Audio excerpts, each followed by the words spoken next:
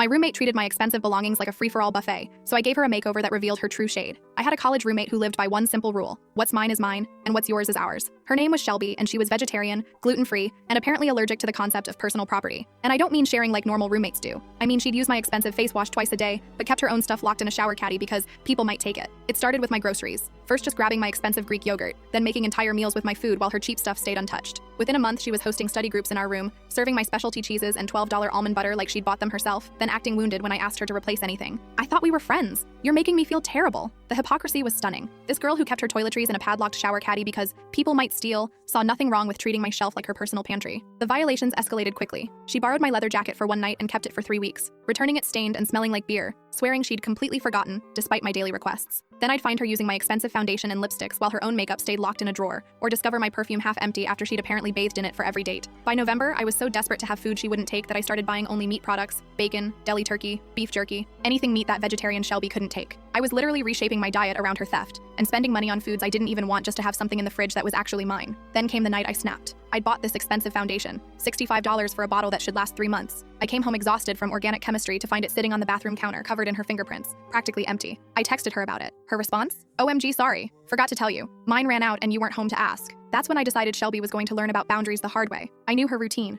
Every Friday night she attended a big sorority mixer with full glam makeup that took 2 hours. So I went to work. I bought the cheapest foundation I could find at the dollar store, $3 for a bottle of beige sludge that smelled like chalk. I emptied my real foundation bottle into a travel container for safekeeping, then poured the dollar store garbage into my expensive bottle. Then came the special ingredient. I added self-tanner. Not a little, a lot. The kind that oxidizes slowly over 4 to 5 hours. Invisible at first, then bam, traffic cone orange. I gave it a good shake, then left it right where she always grabbed it, even left it slightly messy like I'd used it in a rush. Later that Friday evening, I made sure to be at the library until 7:30, knowing Shelby would start getting ready around 6. When I walked back into our apartment, she was just grabbing her purse, face perfect, in our dim lighting. I could see my foundation bottle sitting on the bathroom counter where she'd left it. Classic Shelby, not even trying to hide it anymore. Going to Theta Chi, she announced. So I told her to have fun while I was fighting for my life to keep a straight face. The self-tanner was already starting its slow burn, but she wouldn't notice for hours. She left for her party, and I waited. By midnight, her Instagram stories had stopped. By 1 a.m., radio silence. Next morning at 10 a.m., she stormed in. "What did you do to me? What do you mean?" I asked. Her face was red, partly from rage, but mostly from scrubbing. She shoved her phone in my face, showing me tagged photos from the party, each one showing her progressively more orange as the night went on. Midnight shots under the flash looked like someone had photoshopped Donald Trump's face onto her body. "People were laughing at me!" she shrieked. "That's awful! Maybe you should check if your foundation expired. Sometimes they oxidize when they go bad." She stood there, mouth opening and closing like a fish. She couldn't claim it was her foundation without lying, and couldn't blame mine without admitting to theft. Just glared at me with her slightly orange face and stomped back to her room.